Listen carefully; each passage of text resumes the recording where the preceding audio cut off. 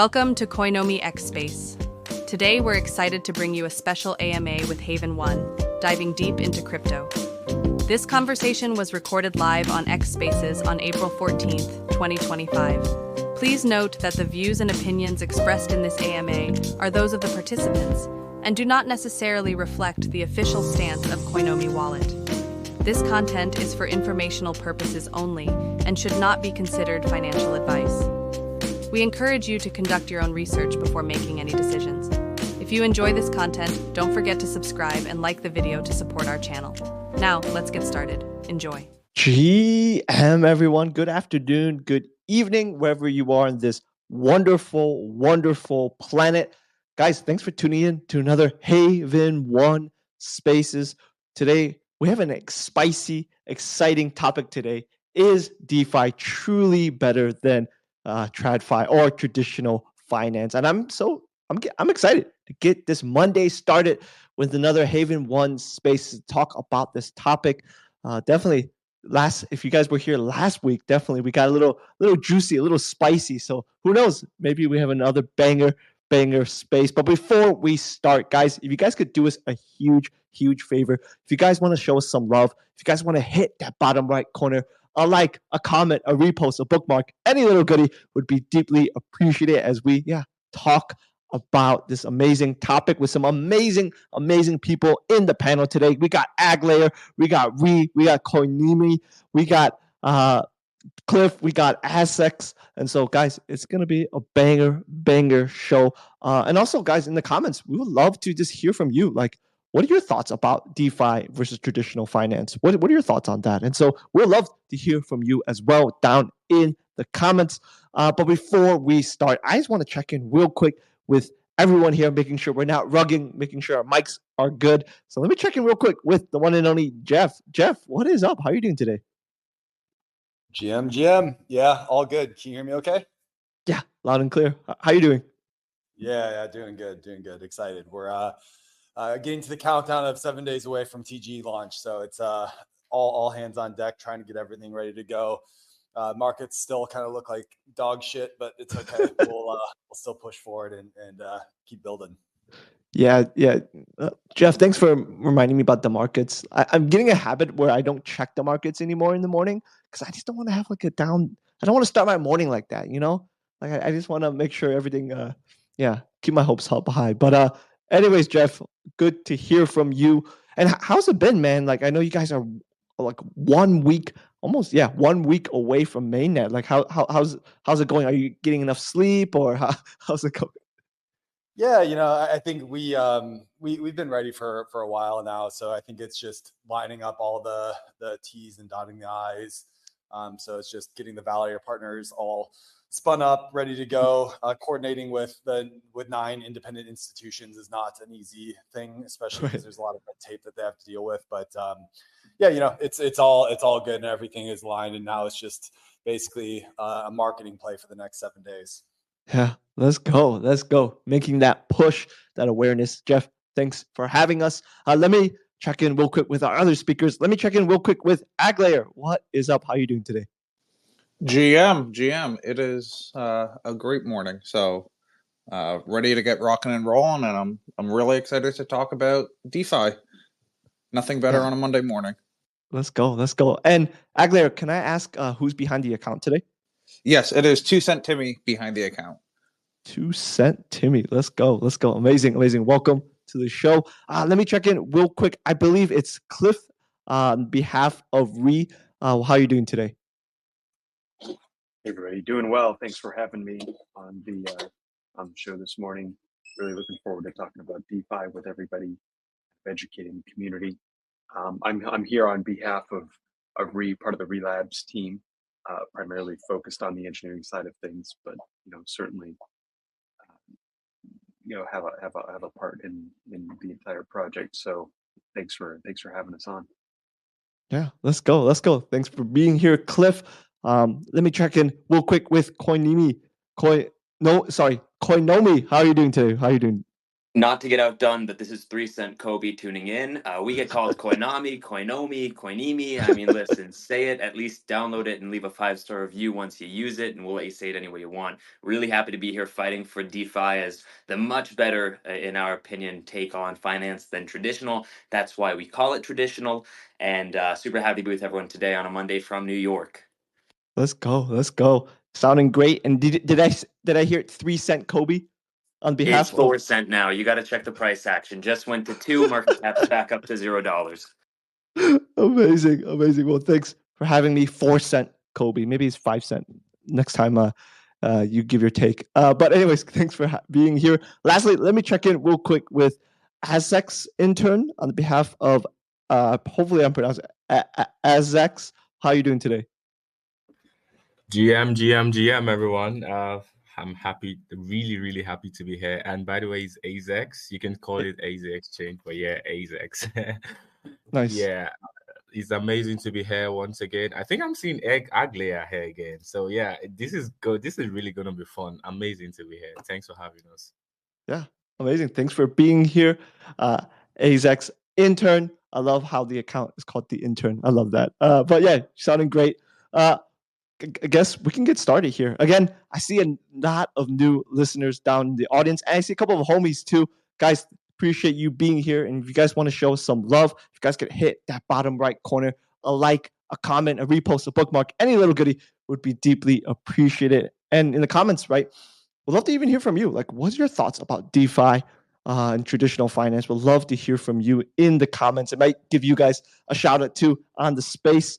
But yeah, let's get started with this conversation. Like everyone's hyped up for this amazing conversation. And I guess the first question I'd love to ask everyone here is kind of maybe let's define what is the difference between DeFi versus TradFi versus traditional finance. And let's just start from there, and then we'll see how this conversation goes. But yeah, again, how I like to run my spaces. If you guys have a take or two, feel free to raise those hands like this. I'm cool if we don't raise your hand, as long as we don't cut each other off. That's cool as well.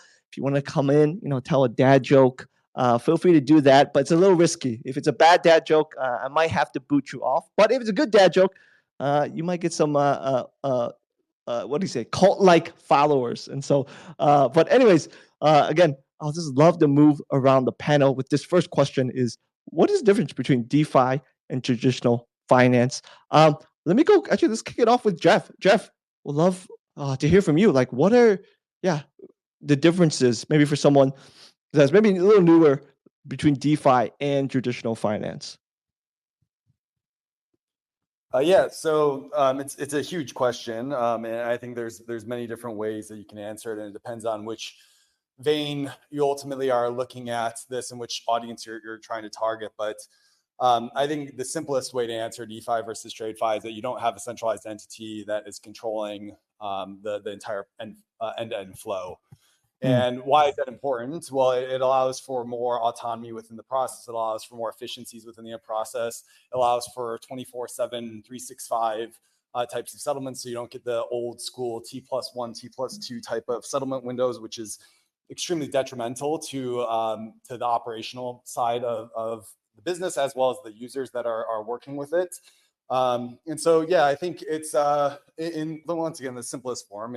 DeFi is just the ability to transact on chain without a middleman in between, give you more control of your finances. And I'm sure everybody, I'm actually curious to hear everybody's individual way or spin on this, because I think there isn't a single bullet answer for this. So yeah, no, I really love that short and sweet kind of answer about like DeFi versus traditional finance. That, like you said, like that layer of autonomy, the layer of like decentralization compared to traditional finance. And this is a question I get asked about a lot, especially with my friends that are not in Web3. And when we talk about DeFi or just crypto in general, about decentralization, is why is it, Jeff, in your opinion, why is it better like DeFi than traditional finance? Because I feel like, maybe I could be wrong, but all of us are probably leaning towards, DeFi is better than traditional finance, right? Because of the decentralized aspect and stuff like that. But what are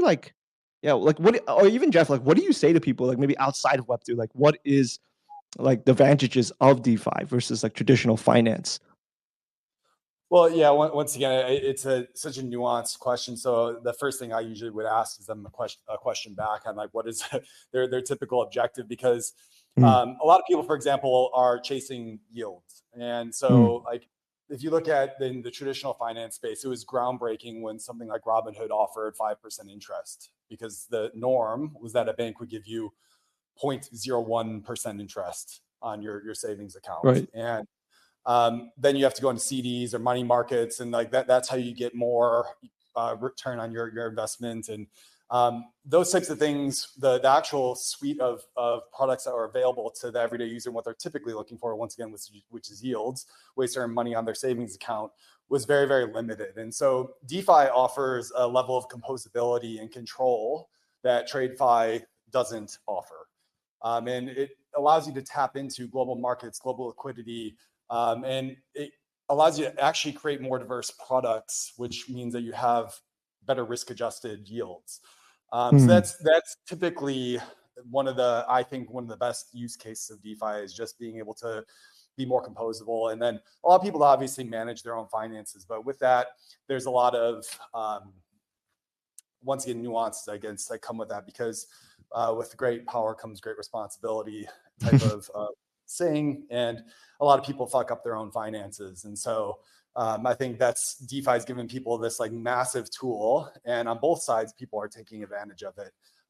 And so that's something that I think needs to get cleaned up quite a bit in the space in order for DeFi to really mature. But it's happening. It's happening day in and day out. And then on the other side of it, if you're looking from like an institutional adoption standpoint, the settlement windows and settlement periods is a huge cost to a lot of these businesses. When you're having the weekends off or holidays off, and you're trying to process billions of dollars and trillions of dollars in transactions, when we're talking about some of the clients that are building on top of Haven1, mm, every minute, every second is an optimization cost for them. And so DeFi and actually blockchains in general allow for 24/7 settlements, allows for new unique loan products that they can offer their clients for better settlements, faster settlements, and then it actually gives them newer, more innovative business models that they can monetize off of. So these traditional finance institutions that were starting to kind of hit rock bottom in terms of the ability for them to actually maximize returns within their own business,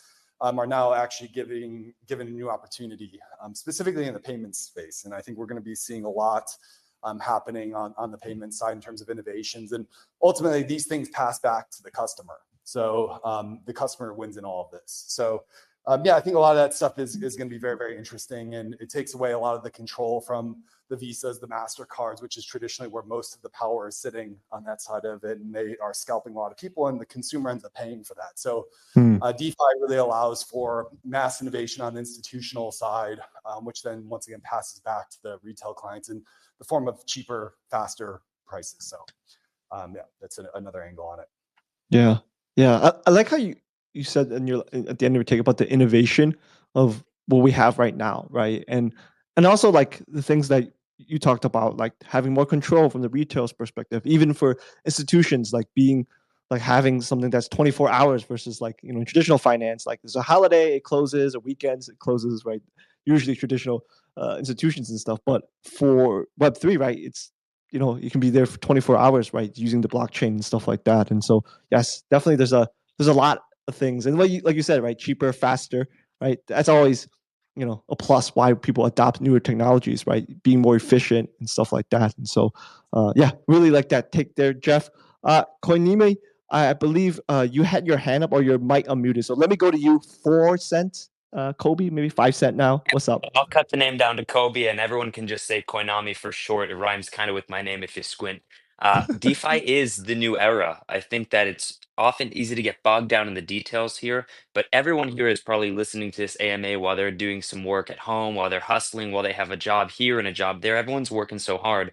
Why would you work 24/7 and your money would only work for you Monday to Friday and take bank Mm. holidays off? You can't be 24/7 trading unless if you have some good drug that I haven't heard of yet, but some of us have to sleep, which means that you need solutions that are doing 24/7 financing, which is where the world is now. Clearly, traditional finance hasn't kept up with the digital age. I mean, banking now, you still have clearing rooms in huge institutions where you've got to send a check from department to department to get a wire authorized by your boss's boss. I mean, we're cutting out a lot of these things and we'll find mess along the way.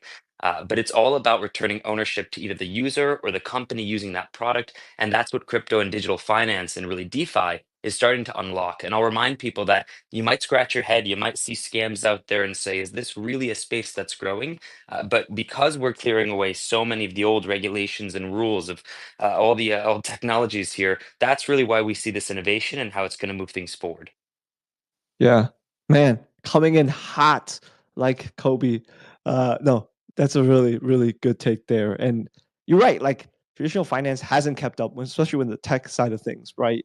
Being a big institution and stuff like that. And I think again, we all can agree that DeFi is an innovation and it's cheaper, better, faster than what's out there, right? But then on the flip side, right, and this is where I think, Jeff, we talked about in our last space about security and trust, right?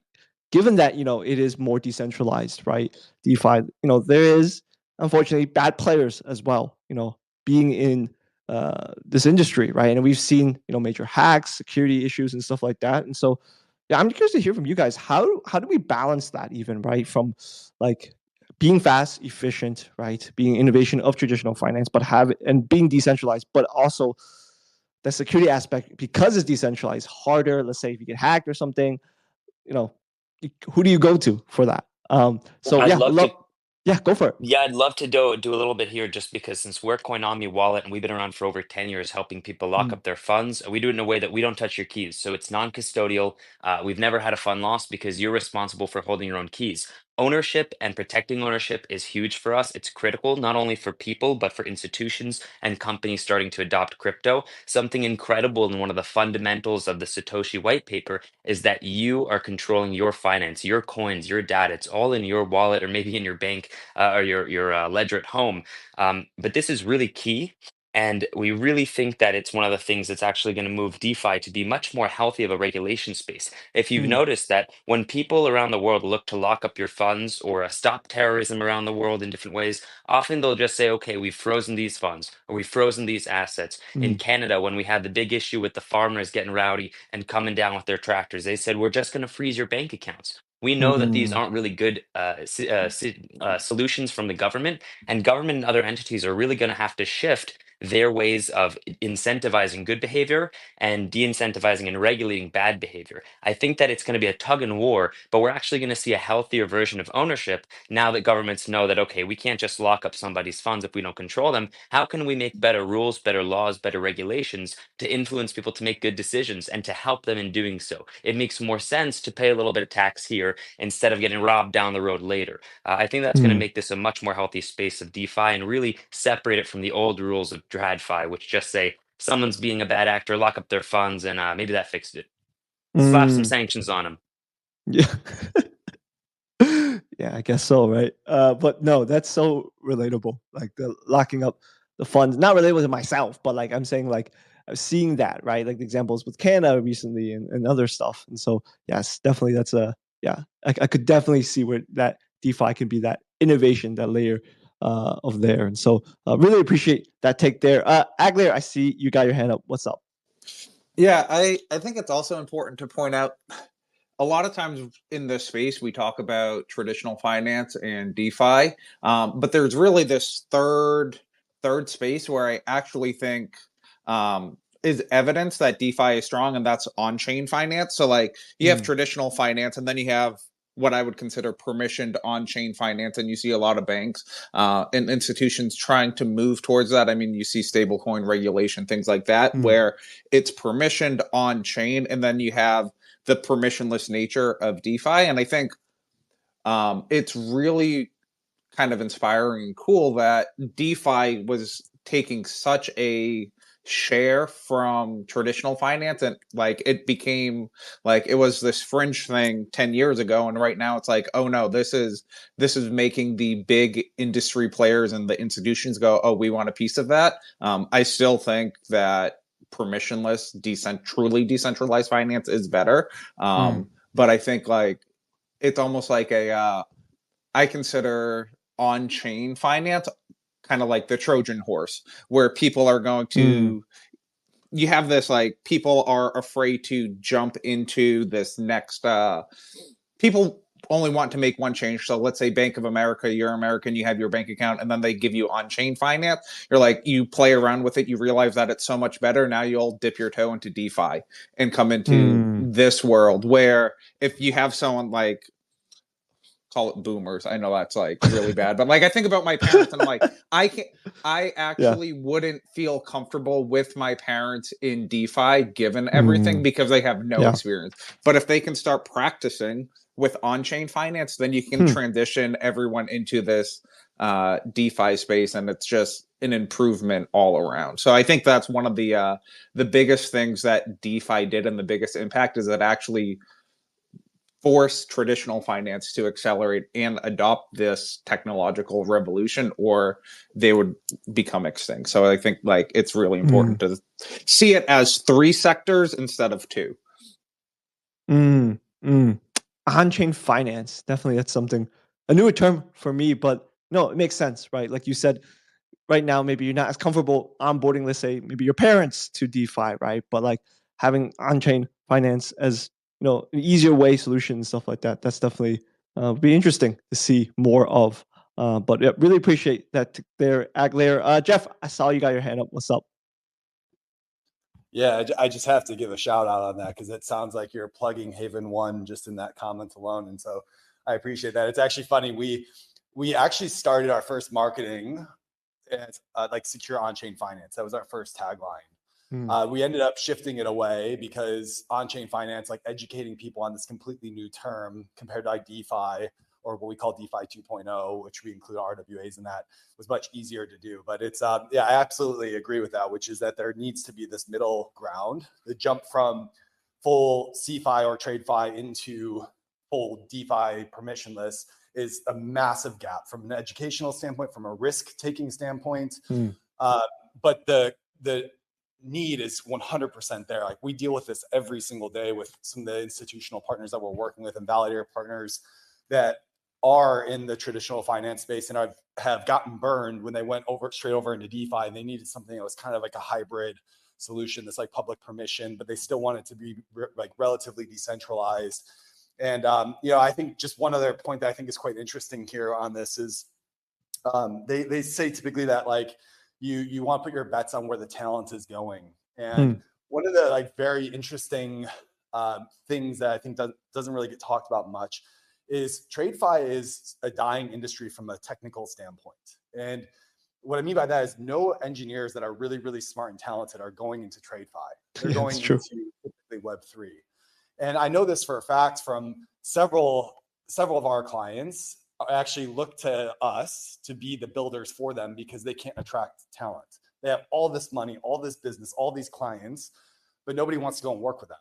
And it's a huge problem that exists in the TradeFi space because they have this like stick that's with them in the sense that they move too slow, they have too much bureaucracy. And so then you introduce Web3 and DeFi, and it actually becomes this new, shiny, sexy object that can attract more talent into your ecosystem, which then typically means that you get more innovation, but you have this like lagging indicator of getting these large institutions on because the engineers went too far into the innovation side when they went permissionless. It was too much of a jump. And so there still needs to be this middle ground to, once again, get retail as well as institutions more comfortable with what DeFi can be before they actually make the full leap in. Yeah.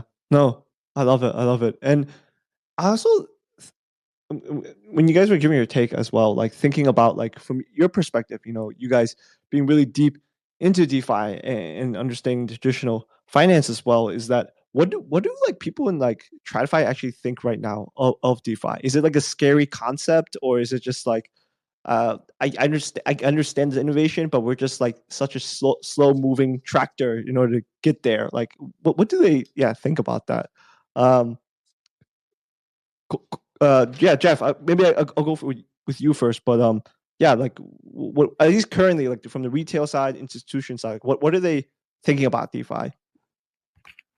Well, I think it's interesting, right? Like Mm. everybody's interested in it, and it's so much so that they're putting entire departments towards it. So it's not like that's in 2020 it was brand new, and 2022, 2023, you usually get like 1 or 2 people paying attention to it. Fast forward to now, and people are hiring specifically to figure out how to use this. But that's typically on the business side. It's really, really like, of course, there's some engineers. Like there's not like there's 0 engineers, but like it's definitely it's a struggle for them to find real talent that sticks on the development side. And so it's definitely something that there's a lot of focus on, especially because you're talking about saving 25, 30 bips, and that's like 20x what a lot of these companies are making on their typical margins. So like there's massive amounts of money to be made in DeFi at scale, just with 24/7 settlements, instant block finality, all those types of things. So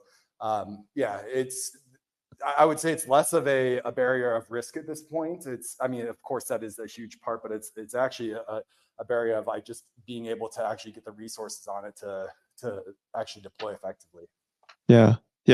It kind of reminds me like when the internet came about, like when it became mainstream, right? And how even like traditional finance, how they like kind of slow to the game, but like kind of adopting that technology, right? Like you can look at your bank account online. Wow, that's great, right? Or you can do whole banking online. That's that's something, I'm too young for this, but like back in the day, that was a crazy concept, right? Like that online, like I can do that stuff online. I know it's funny now because we pay our bills and everything online, but yeah, back in the day, like you have to go to the bank, right? You have to make sure everything is good, which is funny actually because my 90-year-old grandma, when I visit her in Asia, she would do that. She would go to the bank like back in the day, right? Because she doesn't understand the how to use the computer and stuff. And I was like, man, that's how it was, right? And then I'm sure people had this conversation early in 2000s about the internet. It's like, oh, internet with traditional finance. Should we bring it to the internet or not? I also reminded. I don't know about you guys, but like, do you remember the guys that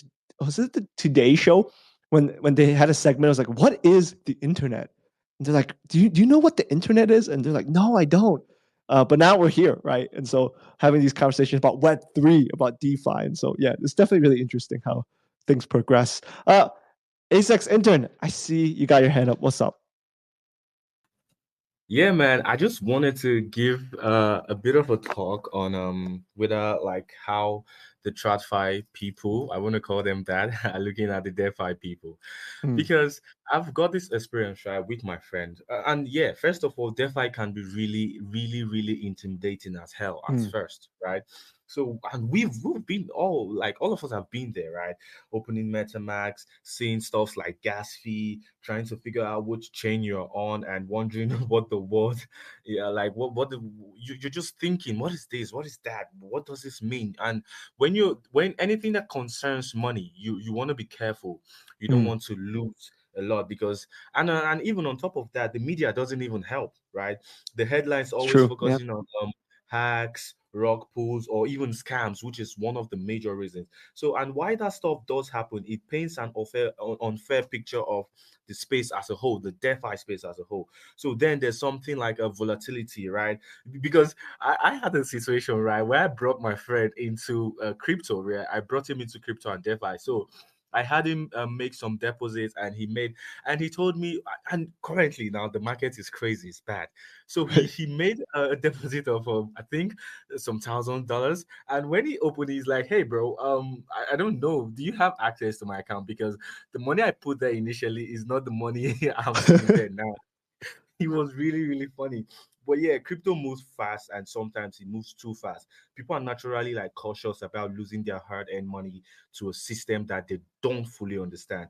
Yeah. But I think fear usually comes from unfamiliarity, right? That's why community education and user friendly platforms are really important. So once people understand how things work, I think they start to get excited instead of being scared, because now the way they look at it as further maths. We all hate maths, or less for people that really know maths. You look at it and you say, "Oh, this is difficult. I can't do this." And for the fact that I'm putting my money into this, I don't think it's something that I want to really commit into. So the fear, the way they're looking at DeFi is kind of like a fear. It's kind of like a huge system. And I think that is one of the things that we need to do as DeFi enthusiasts. We need to do that on our own path. making it, like, for example, the UI. We need to make it more user friendly, put out a lot of education materials, because you're not going to get someone that wants to invest a lot in DeFi with just technical terms. They're going to tell you they do not understand it. And for real, if I do not understand something, I don't think I want to put a lot of money into it. So that is just what I think, and that is how I see, because I have a couple of them around me. They look at DeFi as something that they look at it as a rocket science. So that is why yeah, that's something that's affecting the I want to say the welcoming, onboarding of new members. They just can't be asked with it, right? They just say, oh, I don't care because I do not understand it. So I think this is how these people are looking at. They're looking at us like a scientist of some sort. So the earlier the better we try to make these protocols easier and user Yeah. friendly, I think the better they are going to change their views on DeFi. Yeah. No, I actually totally agree with that, because yes, I have same experience with you, right? Like literally when I say like, oh, I do marketing or I do marketing in crypto, when I say the word crypto, either the conversation just ends or they're just like, I have no idea how to even ask the question next. Like I remember I had a friend recently, and this wasn't like the top signal, but like he asked me, like, okay, how do I buy crypto? I was like, I was thinking, like, I took a pause. I was like, man, I can go multiple angles about like wallets and stuff like that. I was like, oh no, you just go to the exchange and just buy it, right? And you can set up an account and stuff like that. And then I caught myself saying like, oh, but if you want to add an extra security, you can get this cold wallet and stuff. I was like, no, I can't say that right now. I can't. This just, if I say that, he's gonna be like, I'm not buying crypto. So I'm gonna, oh yeah, just go to the exchange and make an account. But yes, I totally agree with you with that. And yes, the UI UX definitely is something that, yeah. Don't even say DeFi. Like in Web3 in general, it's like definitely very difficult, somewhat, and very intimidating, right? I mean, even for me, even for us, being in the trenches, like sometimes some of these protocols, these things are just like, I don't even know where to start, right? And yes, definitely. And I think we are seeing that. Like I've been talking to, even in the DeFi sector, like talking to new projects and stuff like that, and seeing the interfaces and stuff definitely is a lot easier and more user friendly than what I've seen in the last cycle. So definitely, I think we're moving towards that, and people are addressing that, right? Because I think, like we all agree with, right, DeFi is an innovation for the traditional finance, for TradFi, right? It's just like, how do we get there? How does that mainstream adoption work? And so, but yeah, really appreciate that take there. Cliff, I see you got a hand up on behalf of Reed. What's up? Hey, thanks. Yeah, I just wanted to comment on a few of the things, but I do want to agree with what the intern just pointed out, where that, as a lot of this comes online, it becomes available to the average person, let's say. All of a sudden they have access to these huge, very powerful tools out there to control not only their own finances, but how they interact with other people in a direct peer-to-peer way. It can be extremely overwhelming and downright dangerous for Yeah. people if they don't understand. So they are naturally going to be hesitant to participate in this way. So I mean that in itself needs to be figured out. And what Jeff was saying earlier about where this is probably going to some kind of a hybrid result or outcome in the end, it probably needs to happen that way. Because if you look at the way traditional finance came into existence in the first place, it was to manage people who were originally trading things in a peer-to-peer way, right? They were bartering directly with kind of whatever they had in Right. order to get what somebody else wanted, right?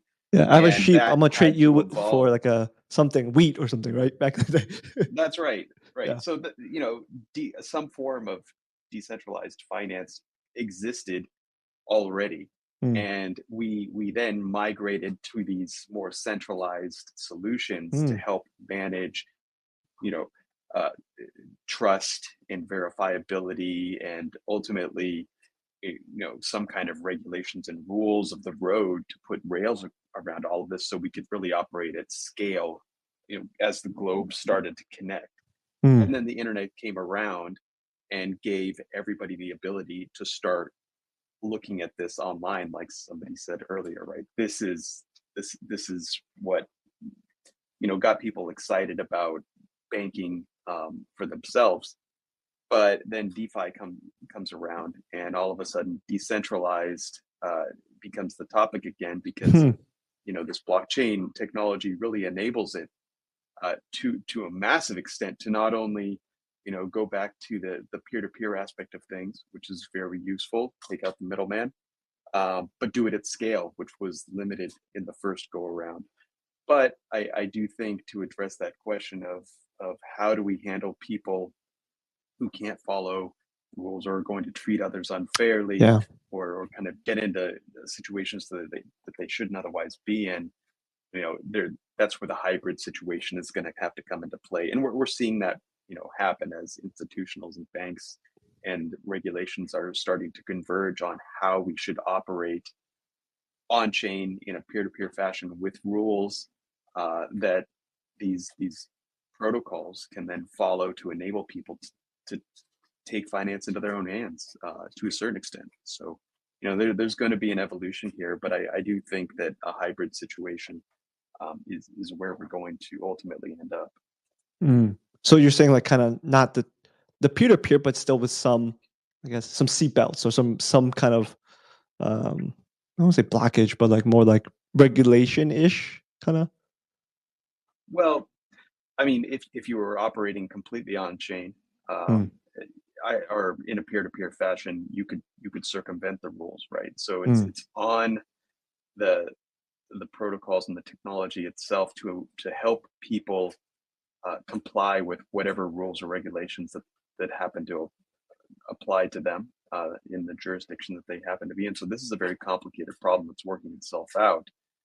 But it's not only on the technology, it's on the governments and the regulators themselves to come up with rules that work in a seamless way that doesn't totally kind of impede the technology and make it so dangerous or cumbersome to use that people ultimately migrate away from it. That's definitely something, like you said, like we're seeing a little already, right? Like with government regulations or governments a little understanding it and kind of like tackling it more. Like, okay, I see the benefits of it, but how can we still keep consumers safe and stuff like that? Which is kind of like, it's like the balance, like decentralization versus centralization. It's like, it's really interesting. And Cliff, that's actually interesting. You said something even before traditional finance came about with banks and stuff like that. Like back in the day, like it was peer to peer, right? Like you said, like people had to barter and stuff like that. It's before, like, even when financial institutions started, right? There's people did that peer to peer, right? And then they found out, oh, maybe we should put in more centralized things and stuff like that. And now we're going back, right? The conversation of decentralization. So the point, right, you're making as well is like there already has been here before and it has worked for society and stuff like that. Now we're kind of like it's advancement of that. And so that was actually something I haven't thought of, right? Back in the day, like people, traded. I'll trade you this sheep for this wheat. Guys, I'm thinking of Catan right now for some reason. I don't know if you guys play Catan. It's like just like that, but no. Really appreciate that take there, Cliff. Dude, I'm a good Catan player, man. Like peer-to-peer, man, dude. I'm ready to go. I'm ready to build those walls and stuff like that and win in the game. Anyways, Aglair, maybe Aglair now is 3 cent Timmy. How are you doing today?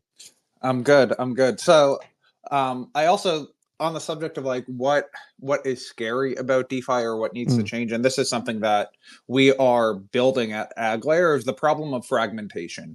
So like even if I'm just looking to earn yield on my stable coins, like it is a real pain, because I could do that on Polygon, I could do it on Ethereum mainnet, I could do it on Arbitrum, I can do it on Optimism, wherever base, and there are different yields that come out. But if I'm yield chasing or looking for a stronger yield, all of a sudden now I also need a whole bunch of different tokens for gas fees, and I need to migrate across chains, and that is a huge pain in the butt.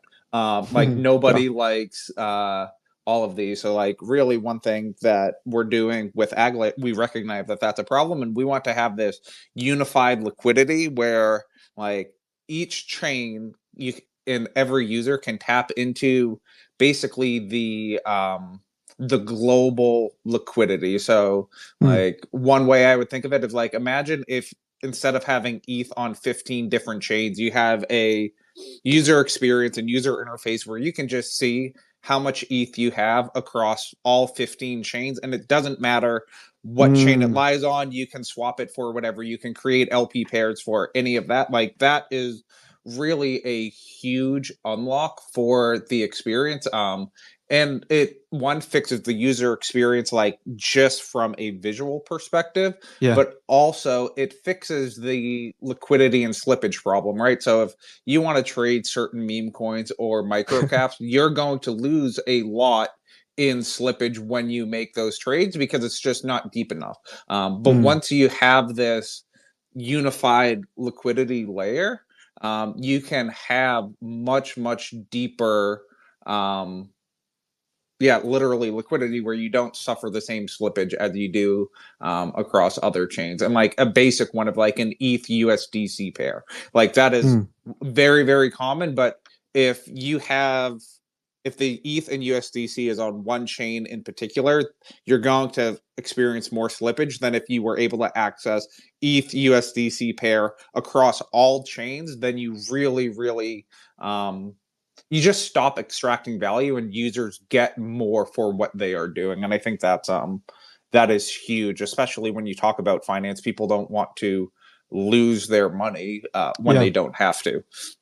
Yeah. No, that's a good point. Like even for me, like having these different wallets and like you said, like wallet for trading for meme coins and other things, altcoins, Bitcoin and stuff like that. It's like it's all over the place, right? And obviously people, like you said, tracing for stronger yields and stuff like that. That's why they go to different protocols or wallets and stuff like that. And I'm actually curious, Aglair, like why is it at least currently so fragmented in Web3? Like there's so much wallets, there's so much protocols and stuff like that. Is it because everyone's trying to create this new innovation, doing this thing without having or maybe it's like decentralized aspect of it. That's why we have so many. But yeah, I'm curious, like why is it so fragmented? Because I agree with you. It's like there's like so much out there, right? It's like versus like if we were to onboard mass adoption people, like, I don't see people having like gazillion wallets to just interact with this. But Aglair, I was curious, like why is it so fragmented right now?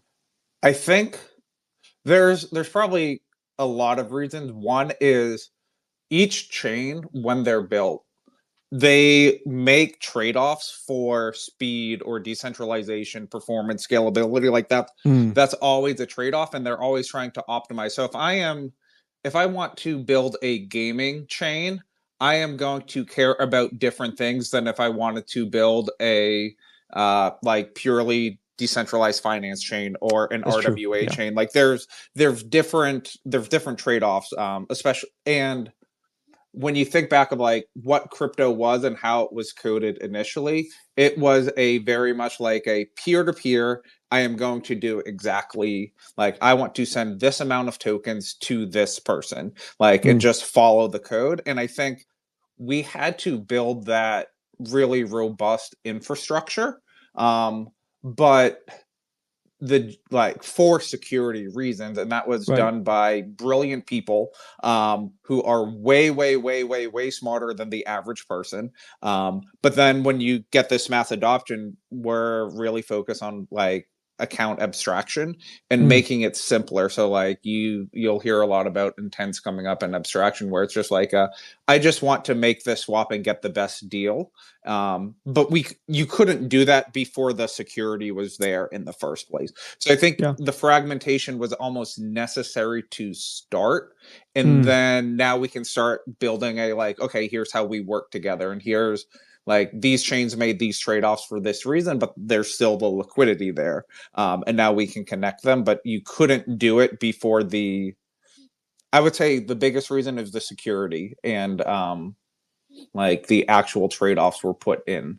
So I think it just, and then there's also just naturally competition. Like if we have how many layer twos right now, because there's the good thing if there's competition and people want to do those trade-offs. And then the other like reality of there's a whole bunch of venture capitalists that are pumping money into these ecosystems, almost incentivizing people to make new chains.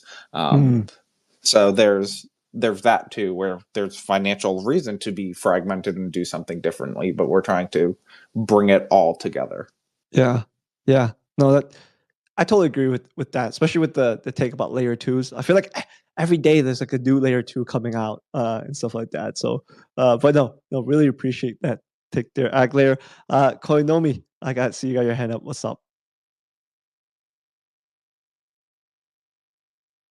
All right, there we go. Finally unmuted. Oof. Come on, Elon. Let's get a bigger mute button.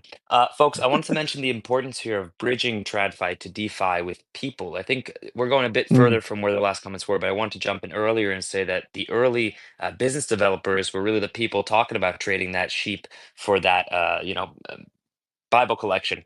So I think that the new thing is really having a team that has both traditional finance members and DeFi members, much like I think Haven honestly has had for the past few months and past years that I've been running into them in conferences. I mean, that's partially the reason we're here is that there are people who understand the needs of traditional business and of consumers at home and are starting to really merge those with the solutions of DeFi. So I think that layers themselves who are fighting in this big, complex layer one, layer two field are starting to zone in more on solutions for businesses and for partners. And that's why the biz dev has been really impressive by some of the layers we interact with, especially Haven. So that's something that even we at Coinomi have realized we have to start building out because blockchain used to be a lot of developers and now it's a lot more business Yeah. people who are trying to solve things. But we know that the best things to sell are solutions to people's real problems. And that's what we're starting to capitalize on by going and seeing what do chains need, what do people need for these chains or projects, and starting to build with them. So that's one of the reasons we're excited to partner with a lot of the people you're hearing today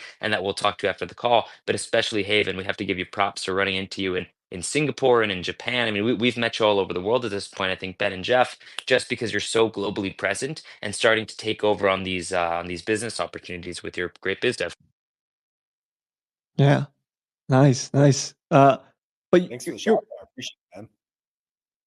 yeah, I mean, the thing, Koinomi, you mentioned, right? Like back in the day when it comes to blockchains, right? Definitely it was more like very heavily dev focused, right? And now we're seeing more of that business aspect with it, which is great, right? Because it's like getting out there, getting the masses to mainstream adoption, right? But also like why it's like solving a solution, right?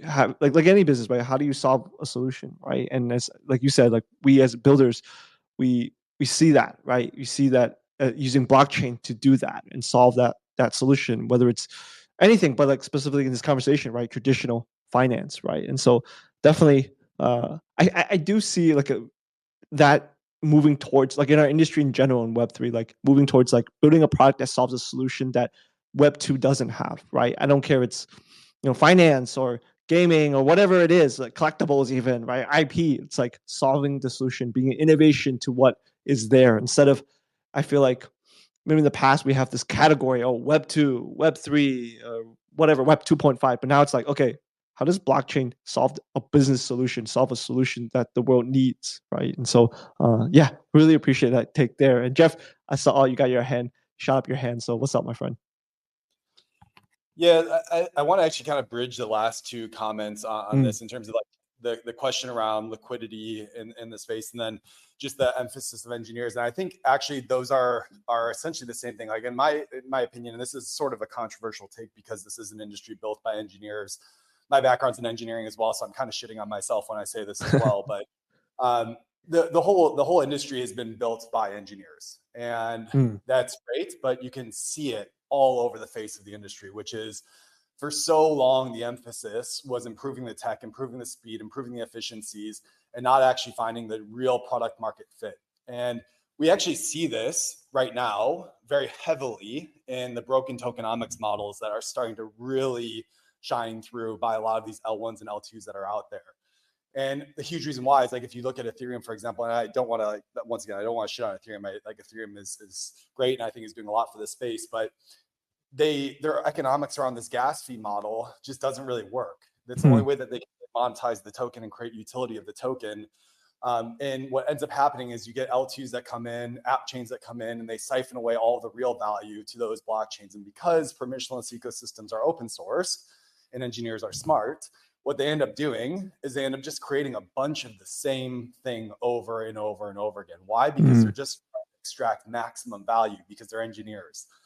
And so what that does is it creates 30 dexes when you don't need that many dexes to provide any real incremental value. It creates 30 lending markets. It creates a bunch of different perpetuals protocols. And there really isn't much innovation happening in this space. And the biggest issue here is actually it fragments mindshare, but most importantly, it fragments liquidity when there's multiple DEXs that go onto these exchanges. And all it is this incentives game where an engineer knows that they can create a new DEX, market it as something that's a little bit more efficient, and then put a bunch of incentives into it, drives the price of the token up. They gain a bunch of revenue out of it from trading fees, front-end fees, and then they leave the industry or they move to another DEX. And this happens time and time again. And I actually think it really has stifled a lot of innovation in this space. And I really do think it is a product of I think it's a product of VCs coming into the space as well, which is a whole different topic. But another thing is just misaligned incentives for people building. Like engineers are very smart, they're very efficient, and they're going to always go to where the money is,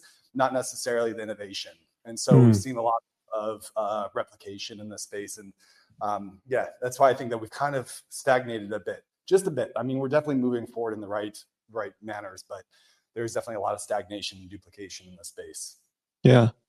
No, that's a good point because yes, like there's a lot of L1s, L2s, pretty much like you said, like doing very similar things, right? And and it might be reason why like it's just incentivized to do that. Whether it's I know you said another conversation for another day with VCs, right? Backing them or just it's an easier way to do things, or find people or pump up the token and stuff like that. And so yes, that's definitely where we've been seeing that fragmentation. But like you said, Jeff, we're seeing again more products being built, more innovation, right? As we mature as an industry in general, right? Because I feel like in the last cycle, everyone just there's money coming in, everyone's like, oh, we're gonna build this, we're gonna do this, we're gonna do that. And now, after the bear market and stuff like that, I think people are still here, right? Are actually building for the long term and for the long run. So yes, that's definitely we're seeing more of that innovation, and I'm bullish about it. The future of blockchain in general, and where we're heading in all industries, right? And I think I've been blessed to be speaking with such amazing people here on the panel, and as well other founders too from other industries. And really, it's funny because I'm really seeing that similarity between where we're heading about like driving innovation, bring innovation to whatever industry you're in versus, oh, we're just doing this new thing called Web3 and blockchain, right? But really solving a problem. And so it's really cool to see that. Well, I know we have 5 minutes left, and I really, really appreciate everyone here in the panel giving your takes. Definitely, it's been a really insightful conversation. And also, you guys in the audience, really appreciate you guys being here. I think we topped almost 100 live listeners. So really, really appreciate you guys being here in the audience. And hopefully you guys got a lot of insight out of this as well. But before we end, I would love to hand the mic over to Jeff to see if there's any updates for Haven1. I know the mainnet is happening in 7 days. Definitely something that's going to be really exciting. And we're actually going to do a live stream as well next week around this time, and also a space. So you don't want to miss out on that. But before we close out this space, Jeff, is there any updates people might be aware of? I'm not sure if you guys announced anything with the centralized exchange and stuff like that. But yeah, Jeff, we'd love to hand the mic over to you before we close. Yeah, so first and foremost, big shout out to all the other co-speakers on this channel. Thanks for coming in, and it's great to partner with you. And then whether it's now or in the future, and we're always here, so feel free to reach out whenever you guys want. I'm always happy to have you guys on additional spaces in the future. In terms of Haven1, as I mentioned earlier on in the call, we are going to mainnet on April 22nd, regardless of market conditions. For Haven1, we really are a blockchain that is utility based off of revenue of some of the core protocols that we have. So getting live is more important than just trying to create pre-mainnet hype. So it's about time at this point. So we will be pushing ahead.